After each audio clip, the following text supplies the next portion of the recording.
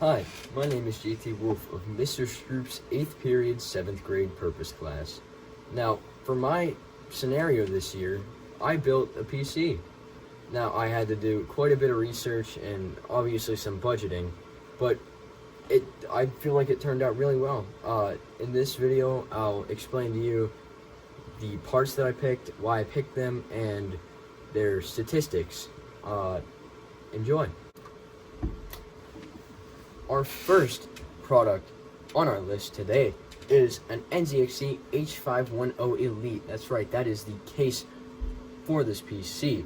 Now, this case comes pre-installed with 4 fans. Now, 2 RGB fans right at the front, each 140 millimeters, and you have 2 non-RGB fans at the back, both 120 millimeters. You have a LED light strip right across the top. Absolutely awesome, adds a really nice touch. You have liquid AIO support right there, that's that white bar right there. You have ATX motherboard support, which is awesome, and you have a PSU shroud. Now, this PSU shroud fits a PSU, extra cables from your cable management, and a hard drive bay. Now, the only downfall of this case is the fact that it does not support a good old-fashioned internal DVD drive, but who needs that? You can have this instead. This is an extremely small, lightweight DVD drive that I bought off of Amazon, and it's external, so you just take a USB and you plug it in. It's really simple. So, with an amazing case with such an easy fix, this was the best deal that I found. Next up on our list is a motherboard. So now, the motherboard that I have is the MSI MPG X570 Gaming Plus. Now, this is an absolutely insane board. Now, basically, for those who don't know, what motherboards do are they all of your parts plug into a motherboard somehow. The motherboard is basically a chip that controls everything that happens in your PC, and it is the mainframe basically. So it's very important to have a good motherboard that can support all of your parts, and that is one of the biggest part of research in this whole thing. Now, this motherboard in particular has 2 GPU slots, 4 RAM slots with DDR4 boost to match. It has 2 Wi-Fi card slots, 2 M.2 SSD slots. It is an absolute beast. It also has, just fun fact, it has its own motherboard fan and its own LED lighting. Though the lighting's very subtle, it's a nice touch, yeah. It has very easy to access ports on it. It's just an all-around great motherboard. Third up on our list, ladies and gentlemen, is the CPU. That's right, the central processing unit, or the brain of the PC. Now, the CPU that I have in my rig right here is the Ryzen 7 2700X, a 2nd gen Ryzen processor that is an absolute beast. This thing has 8 cores, a clock of 3.7 gigahertz, a boost clock of 4.3 gigahertz, and 16 threads. Now, originally the price was $320 when it debuted, but I got extremely lucky, and last winter the price plummeted to a $180 count. Unheard of in the CPU field. That never happens. So I was extremely happy when I was able to catch a deal with that one, and also get that blue fan right there, that blue circle. That is the cooler that comes with it. What you have to do with a CPU, because they get so hot, this one gets to 70 degrees Celsius, 60 degrees Celsius, around there. What you want to do is you have to get thermal paste and glue that onto it. That is how hot they get, that they have to transfer heat via metal to a fan that blows the heat out, and all these other fans blow the heat out. So yeah, that's basically how a CPU works, and that's the CPU that I got. Up fourth on our list for today, we have the GPU. Now, GPU stands for Graphics Processing Unit, and basically it controls all the graphics on your monitor or whatever output device you are using.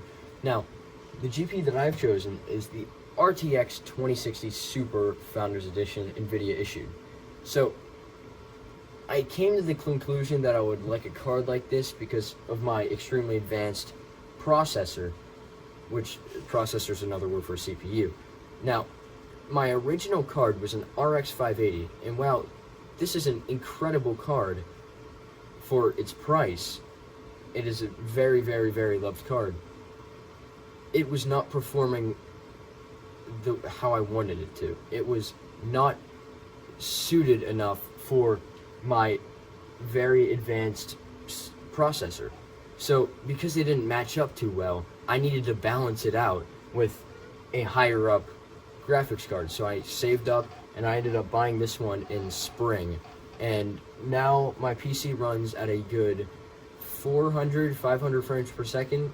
On to the fifth product on our list today. We have the PSU. My PSU is a 550 watt Corsair Modular ATX. Thanks to Newegg PSU calculator, I was able to find the PSU that was right for me. Now, a PSU is basically like a furnace for a house, right? So the case is the house, the PSU is the furnace. It supplies all of the power to the case and all of its components.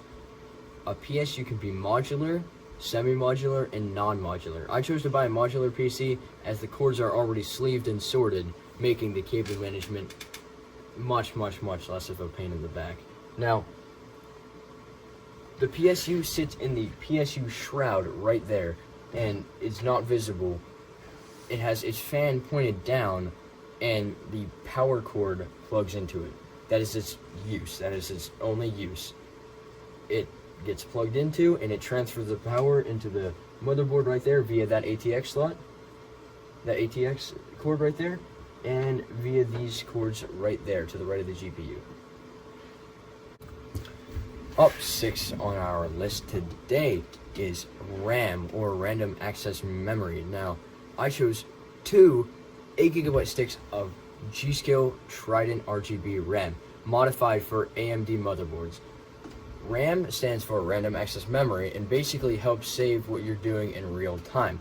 I love the lighting on these, and I plan to buy another pair in the future to fill all of the 4 slots on my motherboard. Now, the speed of these are 3200, and they are boosted by the DDR4 boost on my motherboard. Up, taking the spots 7 and 8 in our video today, we have the hard disk drive HDD and the SSD, or solid state drive.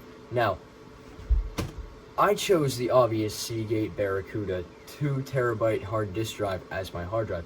Honestly, there's not much to say about this except for that it stores data and also acts as extra storage. So it basically, there's a thing that spins, and there's a disk that spins in the here. There's a disk that spins. This is an example of a hard drive. There's a disk that spins in here that constantly records data. Now, with SSDs, it is completely different. In fact, I don't own an SSD. Even though they are extremely cheap, I don't need one for my PC because my processor does things fast enough.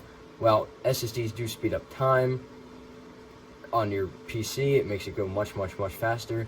It's unneeded, and I didn't bother because I was too close to my budget at the time, and I decided not to buy one. I might in the future, I'm thinking about it, but as of now, I'm not going to. Although I do have 2 M.2 slots on my motherboard, so I can buy 2 and put them on my motherboard.